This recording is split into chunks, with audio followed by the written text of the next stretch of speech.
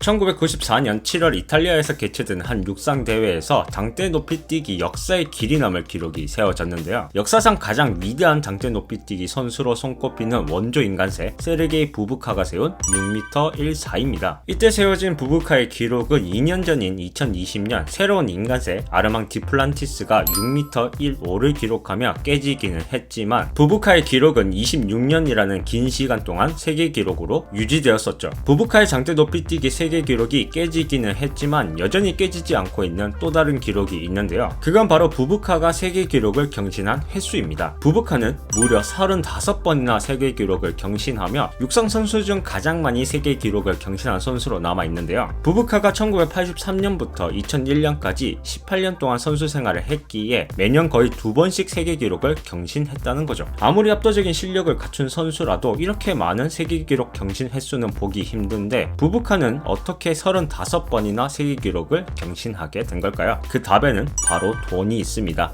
부브카가 처음으로 세계 신기록을 수립한 것은 20살에 불과했던 1984년이었습니다. 신예 부브카는 5m 85를 기록하며 당시 세계 기록이었던 5m 83을 넘어서게 되죠. 부브카는 대회에서 우승을 차지하면서 우승 상금을 받는 것은 물론이며 거기다 세계 기록 경신에 대한 포상금도 받게 됩니다. 이 포상금은 국제육상 대회를 주관하는 국제육상경기연맹이 아닌 당시 부브카의 국적이었던 소련이 지급했는데요. 사회주의 국가였던 소련은 스포츠를 국력으로 내세우며 유망주를 조기 발굴하고 국제대회에서의 좋은 성적을 위해 국가 차원에서 많은 투자와 자원을 쏟아부었죠. 그리고 이런 소련의 스포츠 정책 중 하나가 바로 세계 기록 경신에 대한 포상금이었습니다. 그래서 만약 자신의 기량이 다른 선수보다 월등히 뛰어나고 기존의 세계 기록을 큰 차이로 경신할 수 있는 기량을 갖추고 있다면 한 번에 큰 차이로 경신하는 게 아니라 조금씩 경신하면서 포상금을 받는 방식을 취할 수 있었던 거죠. 그리고 이 만약을 현실에서 실천한 선수가 바로 세르게이 부브카입니다. 떡잎부터 남달랐던 부브카는 처음으로 세계 기록을 경신하고 일주일 뒤 자신의 기록보다 3cm가 더 높은 5m 88을 넘으며 또 세계 신기록을 수립합니다. 그리고 그 다음 달에도 또 새로운 세계 신기록인 5m 90을 넘는 등 부브카는 1984년 한 해 동안 실내, 실외를 합쳐 총 6번 세계 기록 경신을 달성합니다. 사실 어느 스포츠든 세계 기록을 세운다는 게 결코 쉬운 일이 아니잖아요. 과거부터 현재까지 세계에서 가장 뛰어난 선수만이 세울 수 있는 건데 부브카는 20살의 나이에 이미 6번이나 세웠던 거죠. 그리고 이건 시작에 불과했습니다. 부브카는 1985년 파리에서 실외 장대 높이뛰기 역사상 처음으로 6m를 기록하며 당시 스포츠 과학자들이 21세기 안에 깨트리기 어려운 기록으로 평가했던 6m의 벽을 깨부수게 됩니다. 부브카가 이때 어느 정도로 압도적인 선수였냐면 우스갯소리로 부브카가 정상적인 컨디션이면 다른 선수들은 2, 3위를 다퉈야 한다는 소리가 나왔을 정도였죠. 그리고 부브카는 6m 기록을 세우고 나서부터 포상금을 의식해 세계 기록 경신의 폭을 줄이기 시작합니다. 그래서 1985년부터 1991년까지의 기록을 살펴보면 대부분 2에서 3cm 정도의 차이를 통해 14번이나 세계 기록을 경신했던 것을 볼 수 있죠. 마음대로 세계 기록을 조절해서 경신한다? 정말 상상 속에서는 일어날 법한 일을 해낸 부브카인데요. 하지만 여러분들도 아시다시피 1991년 소련이 해체되면서 우크라이나 국적으로 돌아간 부브카는 더 이상 세계 기록 포상금을 받을 수 없게 되었고 그렇게 기존의 방식대로 세계 기록을 경신할 필요가 없어지게 됩니다. 그런데 이때 부브카에게 세계 기록을 경신할 때마다 인센티브를 지급하겠다고 나선 스포츠 브랜드가 있었는데요. 바로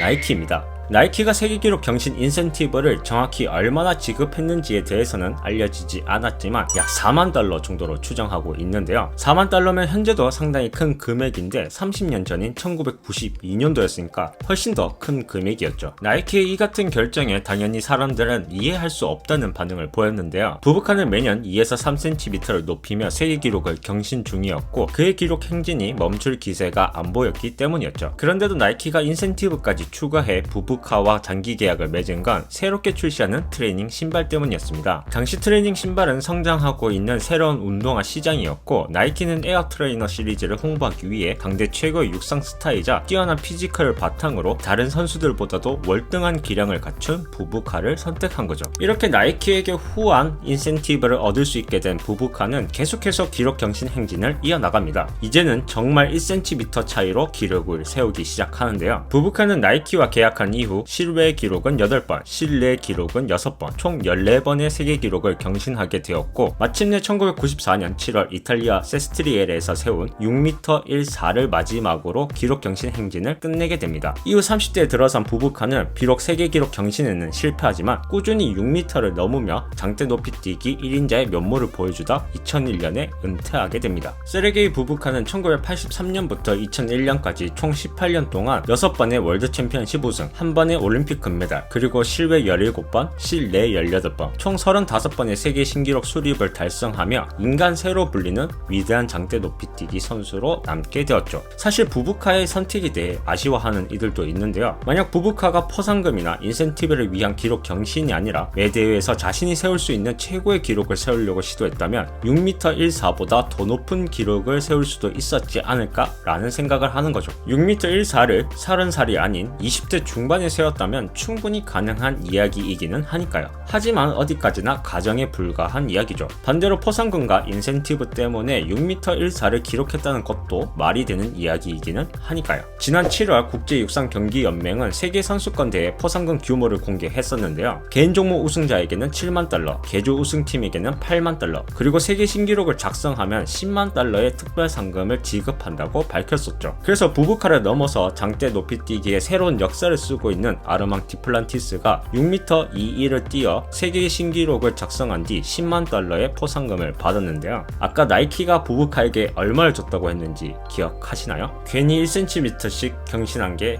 아니네요. 돈 때문에 탄생하게 된 35번의 세계 기록 경신, 그리고 한 시대를 풍미했던 장대 높이뛰기 선수 세르게이 부부카였습니다. 오늘도 시청해주셔서 감사합니다.